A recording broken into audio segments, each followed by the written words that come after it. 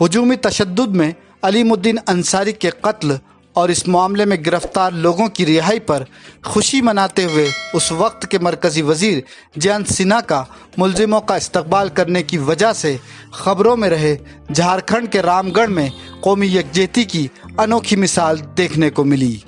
رام گڑھ کے دوساد محلے میں درجنوں مسلمانوں نے کورونا وبا کے ماحول میں نہ صرف ایک ہندو پڑوسی کی آخری رسومات کے پورے انتظامات کیے بلکہ جنازے کو 2 کلومیٹر دور دامودر ندی کے قریب شمشان گھاٹ تک کاندھا دے کر پہنچایا۔ رام گڑھ شہر کے دوساد محلے کے لوگوں نے ملک بھر میں ہندو اور مسلمانوں کے درمیان پیدا شدہ دوری کے اس دور میں فرقہ وارانہ ہم آہنگی کی ایک نئی مثال پیش کی ہے۔ دوساد محلے کی بزرگ خاتون کی موت کے بعد ان کے اکلوتے بیٹے پرشوتم کمار اس فکر سے پریشان تھے کہ اس کورونا وبا کے نازک ماحول میں آخری رسومات کس طرح ادا کی جائیں گی۔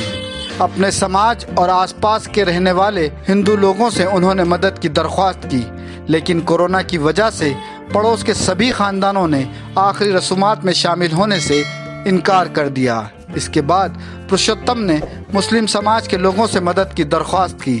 ان کی باتوں کو سننے کے بعد مسلمانوں نے ایک سر میں کہا کہ فکر کرنے کی کوئی ضرورت نہیں ہے، ہم سبھی مل کر آپ کی ماں کی آخری رسومات ادا کریں گے۔ اس کے بعد ان کے پڑوسی محمد عمران، محمد شاہ نواز، محمد عادل، محمد عاشق، محمد سمیع کے علاوہ مسلم سماج کے کئی لوگوں نے مل کر آخری رسومات کے عمل کو مکمل کیا۔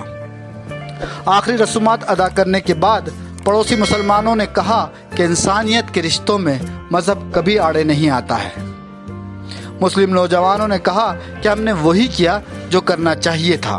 انہوں نے مزید کہا کہ مصیبت کے وقت میں اپنے پڑوسی کی مدد کرنا ہمارے اولین فرائض میں سے ایک ہے۔